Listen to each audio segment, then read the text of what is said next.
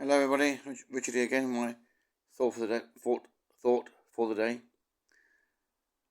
It's about innovation this time.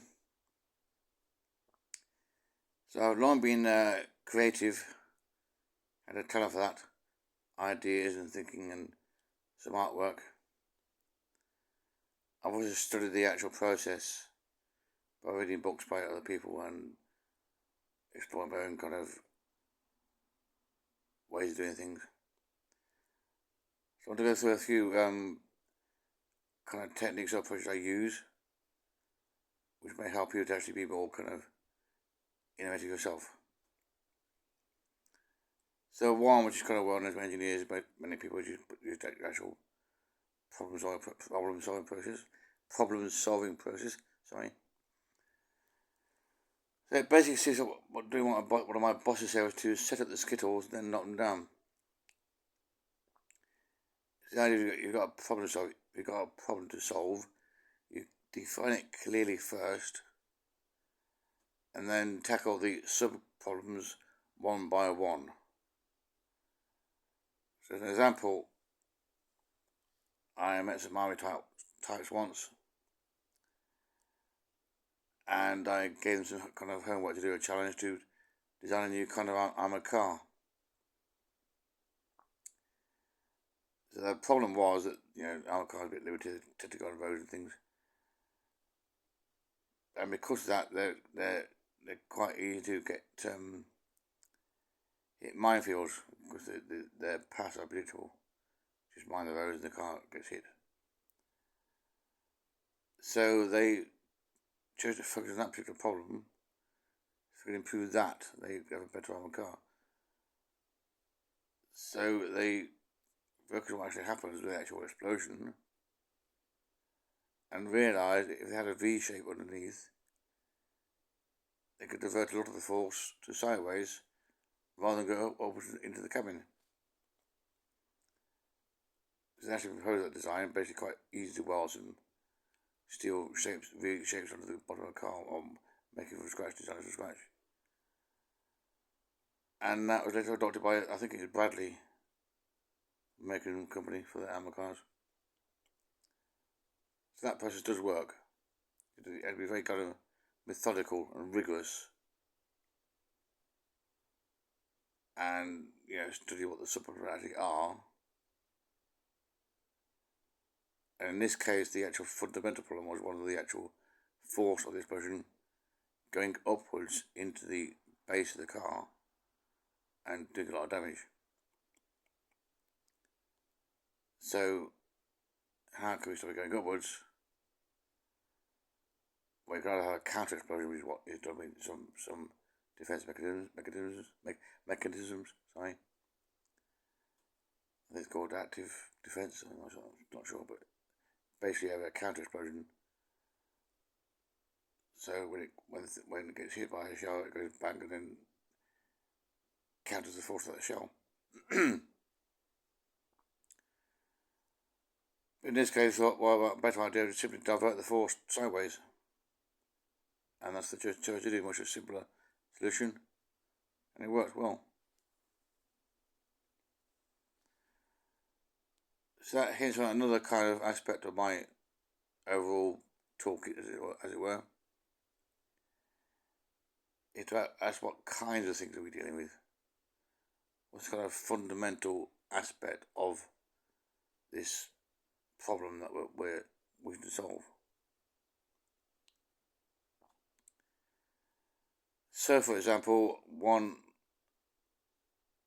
thing I worried about is how to get,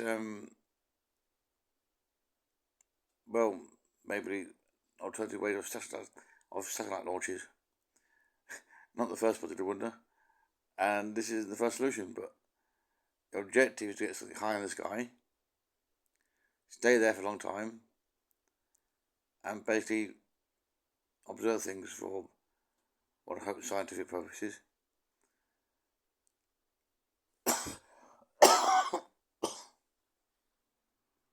Sorry about that.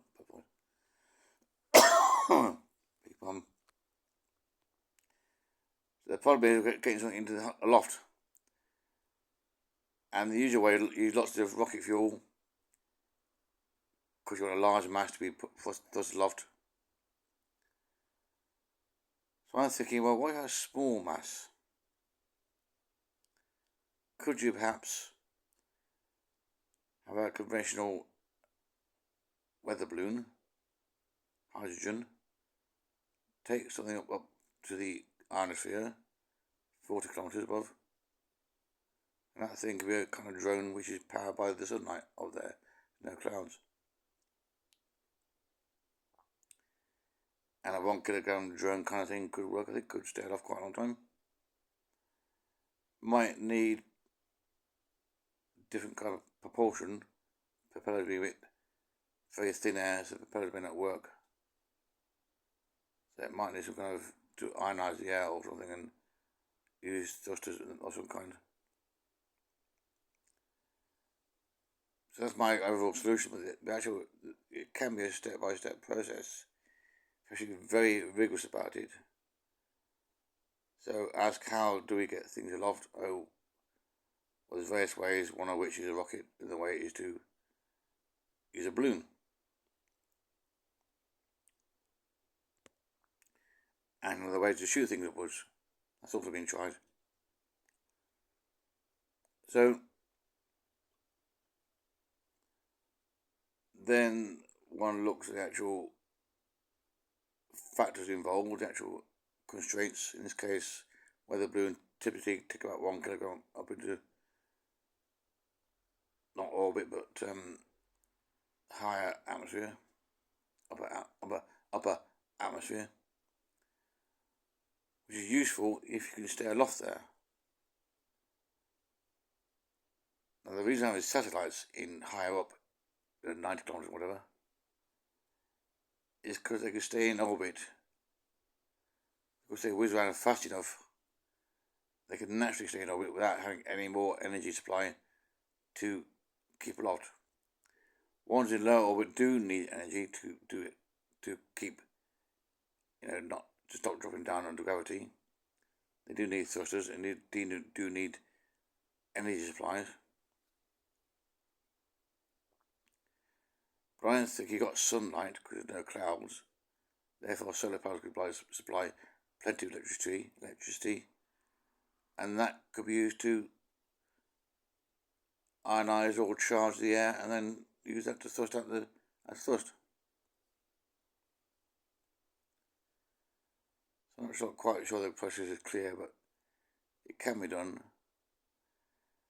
And a better, more practical way perhaps is brainstorming, which you may have heard of. But the idea is to suspend your disbelief and throw out any ideas into the group, and the group leader will then, write on the board, pretty much no matter what they are. May need clarification, but you write down everything. And then people look at the ideas, and then in their head triggers other ideas, and maybe better solutions, or better ways, or different materials, or whatever. So it's like a group mind.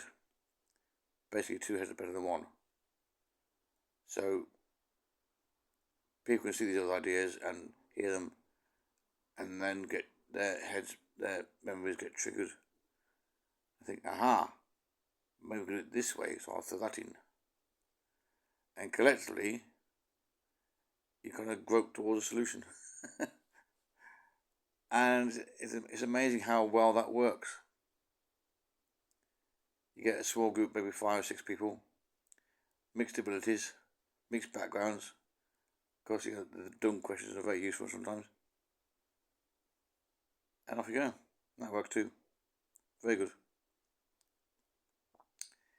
And the other point is mind mapping, which you may know by other names, but it's kind of hinted at there. You basically, if you want to tackle a project, could write a book or make a business report or maybe write a white paper or anything like that, or some kind of build something, whatever. The first stage is to kind of try and make your messy thoughts a bit neater than they are right now. And the best way is not to write things down directly. That's to Lydia. The best way is to write notes and to make them on a kind of sketch pad arrangement. So that we have some in the corner and some in the top left and in the middle. And they could be have circles around them or squares or whatever symbols you wish. It's a very kind of initial stage to kind of recording your thoughts in kind of comprehensible form. Just map them out in a very basic manner, link them together, add some kind of symbols, whatever you wish, use colours if you wish. And once you've spent about 20 minutes doing that, you can then later on kind of revisit it, stare at it and peer at it and then make a more formal plan or design or whatever. So yeah, that's a lot, several thoughts. So I hope you appreciated the ideas there. Please let me know your thoughts yourself. Comment, like, share, subscribe. Thank you. Bye.